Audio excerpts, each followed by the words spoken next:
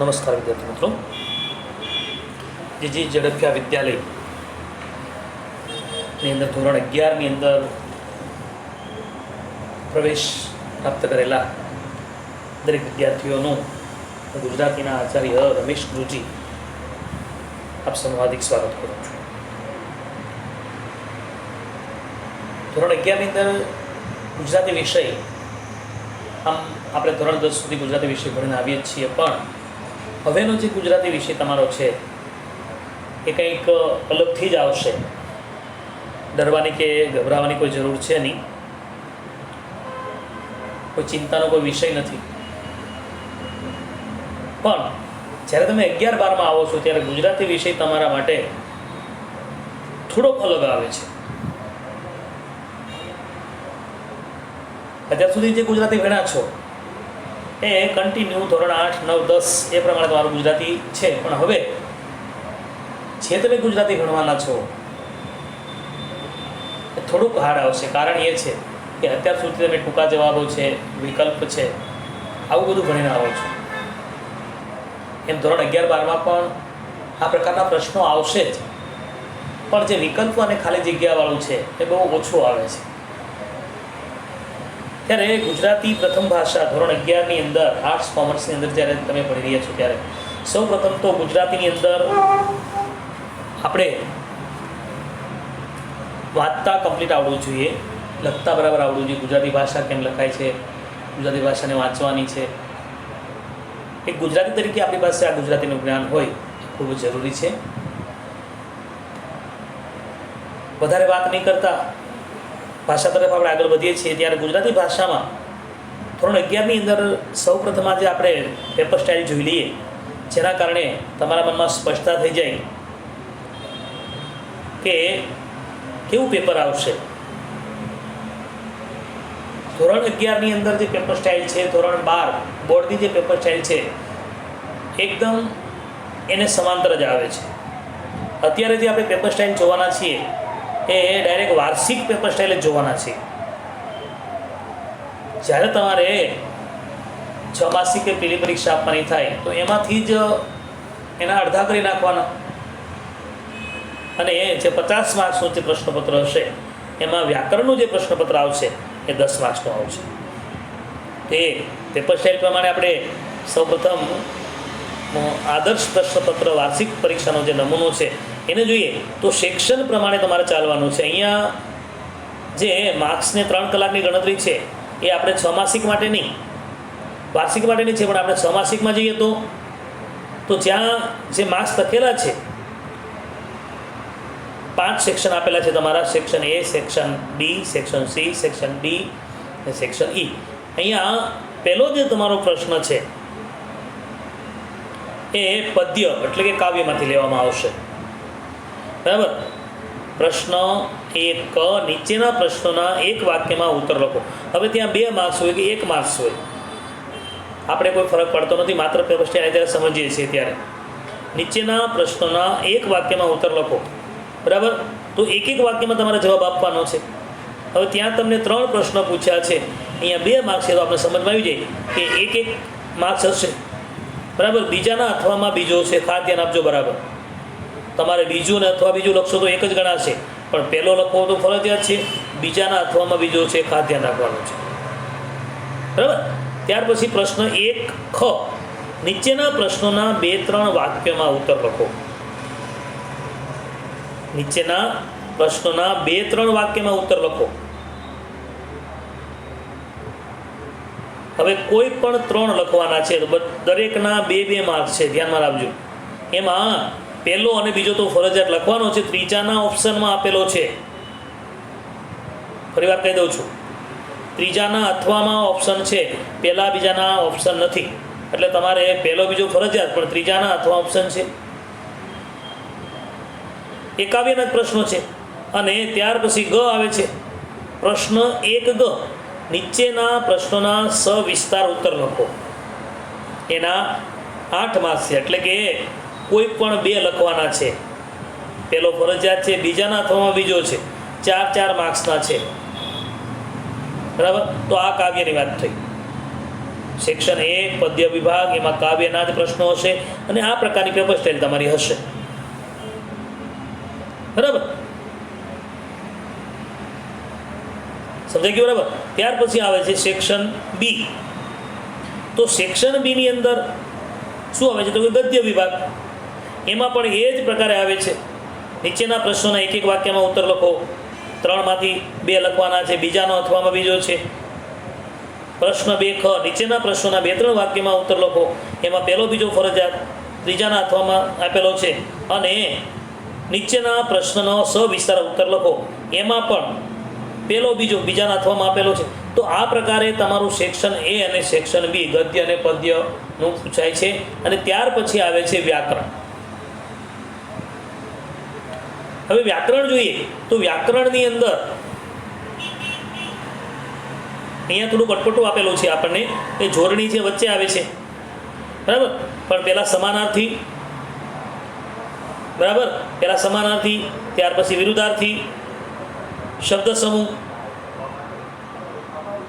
જોડણી, એ પ્રકારે આવશે, બરાબર. 11માની અંદર નીચેના પરિચ્છેદમાં રેખાંકિત પદોના સ્થાને યોગ્ય સર્વનામ મૂકો. એ તમારે પાઠમાંથી પૂછાવાનું છે, એ આપણે ત્યાર પછી લેવાના છીએ. પણ પહેલાં વ્યાકરણની અંદર જ્યારે જોવા જઈએ ત્યારે તો જોડણી, પ્રત્યય, સમાનાર્થી શબ્દ, વિરોધી શબ્દ મૂકવાનો છે, પણ અલગથી મૂકવાનો છે. એ સમાનાર્થી શબ્દ છે એ પણ તમારા માટે અલગથી છે, બરાબર. ત્યાર પછી સર્વનામ આવે છે. ત્યારબાદ સામાસિક શબ્દ મૂકવાનો, એટલે કે શબ્દ સમૂહ માટે એક શબ્દ, બરાબર. ટપાલ નાખવાની પેટી, ટપાલ પેટી. સુખ દેનારી, સુખદ, બરાબર. અને ત્યાર પછી ત અને તર પ્રત્યય લગાડીને તમારે વાક્ય લખવાના છે, બરાબર. સંયોજક શોધીને લખવાનું છે. આ પ્રકારનું જે તમારું વ્યાકરણ છે, બરાબર. ત્યાર પછી ક્રિયાપદ શોધીને લખવાનું છે. ક્રિયા અને ક્રિયાપદ શોધીને લખવાનું છે. વાક્યના પ્રકારો લખવાના છે. સાદું વાક્ય છે, પ્રશ્નાર્થ વાક્ય છે, ઉદ્ગાર વાક્ય છે. અને ત્યાર પછી નીચે આપેલા વાક્યોનું સૂચના પ્રમાણે રૂપાંતર કરો. એમાં કર્મણી વાક્ય બનાવો, ભાવે વાક્ય બનાવો. ત્યારબાદ રૂઢિપ્રયોગ અને છેલ્લે વાક્યમાંથી ઉદ્દેશ્ય ખંડ અને વિધેય ખંડ શોધીને લખો. આખું વાક્ય આપેલું છે, એ વાક્યમાંથી તમારે ઉદ્દેશ્ય વાક્ય કયું છે અને વિધેય વાક્ય કયું છે, વાક્યના જે પ્રકારો આવશે એમાં આપણે સમજવાના છે. અને ત્યારબાદ સેક્શન ડી, તો એની અંદર એક પેરેગ્રાફ આપેલો હશે. એ પેરેગ્રાફમાંથી તમારે જવાબ શોધીને નીચેના જે પ્રશ્નો 5 આપ્યા છે એ પ્રશ્નોના જવાબ પેરેગ્રાફમાંથી શોધીને લખવાના છે. પેરેગ્રાફનું શીર્ષક આપવાનું છે, બરાબર. એમ જોવા જોઈએ તો ધર્મનિરપેક્ષ એટલે શું? તો આ ગદ્યખંડનું યોગ્ય શીર્ષક આપો તો ત્યાં તમારી સામે જ આવી ગયું છે, બરાબર. ત્યાર પછી એક કાવ્ય પૂછાયેલું છે. એ કાવ્યમાંથી પણ એવી રીતનું છે. કાવ્યને વાંચી અને જે પ્રશ્નો આપેલા છે એ પ્રશ્નોના જવાબ તમારે લખવાના છે. ત્યારબાદ ભાષા શુદ્ધિની દ્રષ્ટિએ સુધારી લખવાનું છે, બરાબર. એક તમને 2 થી 3 વાક્યો આપેલા હશે, એ વાક્ય ખોટા હશે, એને તમારે લેખન રૂઢી અને ભાષા શુદ્ધિની દ્રષ્ટિએ સુધારીને ફરતી લેવાની. એ વ્યાકરણનો ટોપિક છે, બરાબર. એ આપણે વ્યાકરણમાં જોઈ લેવાના છીએ. ત્યાર પછી આવે છે સેક્શન ઈ. તો સેક્શન ઈની અંદર વિચાર વિસ્તાર આવશે, અહેવાલ લેખન આવશે અને નિબંધ લેખન આવશે. આટલું તમારે સેક્શન ઈની અંદર આવવાનું છે, બરાબર. સેક્શન ઈની અંદર વિચાર વિસ્તાર, અહેવાલ અને નિબંધ લેખન, બરાબર. તો આટલું તમારે આ જે તમારી પેપર સ્ટાઇલ છે આ પ્રકારે પેપર સ્ટાઇલથી શરૂઆત કરવાની છે. અને એની અંદર ખાસ કરીને જ્યારે વ્યાકરણ ટોપિક આપણે લેવાના છીએ ત્યારે સમજી લઈએ. હવે અહીંયા જે વ્યાકરણનો ટોપિક લેવાના છીએ એમાં ખાસ કરીને ક્રમ પ્રમાણે ચાલીશું. હવે અહીંયા જે વ્યાકરણ આપેલું છે મિત્રો એ તમને ધોરણ 12ને અનુલક્ષીને જ તૈયારી કરેલી છે. કે અહીંયા જે 20 ગુણ આપ્યા છે પણ તમારે 11માની અંદર 10 ગુણના આવે છે. અથવા તો વાર્ષિક પરીક્ષા જ્યારે આપણે લઈએ ત્યારે વાર્ષિક પરીક્ષામાં તમારા માર્ક્સની સામે નહીં, માત્ર પેપર સ્ટાઇલની સામે જોવાનું છે કે કેવું પેપર હશે. તો અહીંયા જોઈ લઈએ સૌ પ્રથમ સમાનાર્થી શબ્દોની સામસામી જોડી બનાવીને લખો. બરાબર. નીચેના વાક્યમાં રેખાંકિત શબ્દના સ્થાને વિરોધી શબ્દ લખી વાક્યનો અર્થ બદલાય નહીં એ રીતે ફરીથી લખો. ત્યારબાદ નીચેના શબ્દ સમૂહ માટે એક એક શબ્દ લખો. નીચેના તળપદા શબ્દોના શિષ્ટ ભાષાના માન્ય અર્થ લખો. સાચી જોડણી લખો. અને ત્યાર પછી જે એક સાથે 6 વાક્યો આવે છે, નીચેના પ્રશ્નનો ઉત્તર કાઉન્સમાં દર્શાવેલા સૂચના પ્રમાણે લખો. બરાબર. એમાંથી વિશેષણ શોધો, વાક્યમાં વિશેષણ મૂકો, નિપાત શોધો, ખાલી જગ્યામાં નિપાત મૂકો, કૃદંત શોધો અને ખાલી જગ્યામાં કૃદંતનો પ્રકાર લખો. બરાબર. ત્યારબાદ આવે છે રૂઢિપ્રયોગ, લેખન રૂઢિ અને ભાષા શુદ્ધિ. બરાબર. વાક્યમાંથી ભાષા શુદ્ધિ કરવાની લેખન રૂઢિ, ભાષા શુદ્ધિ છે. અને ત્યારબાદ પદક્રમ આવે છે, પદક્રમ, પદ સંવાદ, પ્રત્યય આવે છે. ત્યારબાદ સંયુક્ત સંકુલ વાક્ય અને સાદા વાક્યમાં ફેરવવાનું છે અને સાદા વાક્યોને સંયુક્ત કે સંકુલ વાક્યમાં ફેરવવાનું છે. આ પ્રકારનું તમારું ધોરણ 12નું વ્યાકરણ આવે છે. બરાબર. તો આજે આપણે શરૂઆત કરીએ છીએ સમાનાર્થી શબ્દોથી શરૂઆત કરીએ છીએ. સમાનાર્થી શબ્દોની સામસામી જોડી બનાવી ને લખો. તો એમાં હું તમને અત્યારે જે બતાવી રહ્યો છું, જે પ્રશ્ન છે કે સમાનાર્થી શબ્દો શોધીને સામસામે લખો. અહીંયા તમારી સામે છે સમાનાર્થી શબ્દો, તમારા પાઠમાંથી જ છે. ધૈર્ય, શિકારી, ભલવંસાઈ, લશ્કર, શંકા, યાદગીરી. આ તમારા પ્રશ્નો છે. 1, 2, 3, 4, 5 અને 6 એ તમારા પ્રશ્નો છે. એની સામે તમારા જવાબ આપેલા છે. એ જવાબ તમારે સાચો જવાબ શોધીને લખવાનો છે. તો ધૈર્યની સામે શું આવશે? ધૈર્યની સામે જોવા જઈએ તો ધૈર્યની સામે કેવું હોય આપણે? ધૈર્યની સામે શું આવશે મિત્રો?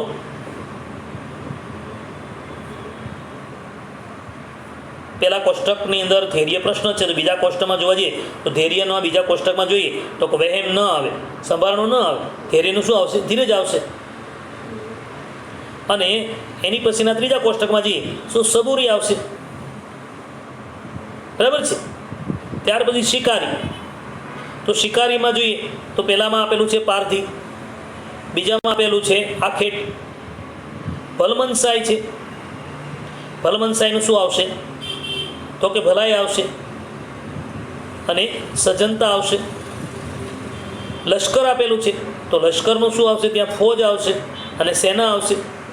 શંકા છે તો શંકાનું વહેમ આવશે, સંશય આવશે. યાદગીરી છે તો સંભારણું છે અને યાદદાસ્ત છે.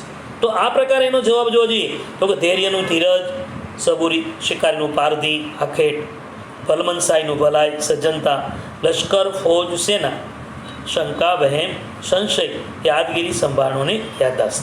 તો આવી રીતે પછીનો પ્રશ્ન જોઈ લે. ફરી પાછો એક પ્રશ્ન હું તમને આપું છું અત્યારે કે બુદ્ધિ, ઢગલો, દરવાજો, સુવર્ણ, આકાશ અને ટેકો.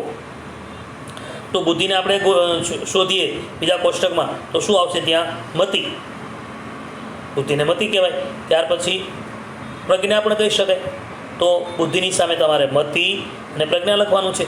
ઢગલો છે તો ઢગલામાંથી તો કે પહેલામાં પૂંજ આવે છે, પૂંજ, અને ગંજ આવે છે. બરાબર ને? પૂંજ અને ગંજ એટલે ઢગલો થાય છે. દરવાજો તો દરવાજાને શું કહેવાય છે? તો કે કમાડ કહેવાય છે અને બારણું પણ કહેવાય છે. સુવર્ણ છે તો સુવર્ણ અને કંચન પણ કહેવાય છે અને હેમ પણ કહેવાય છે.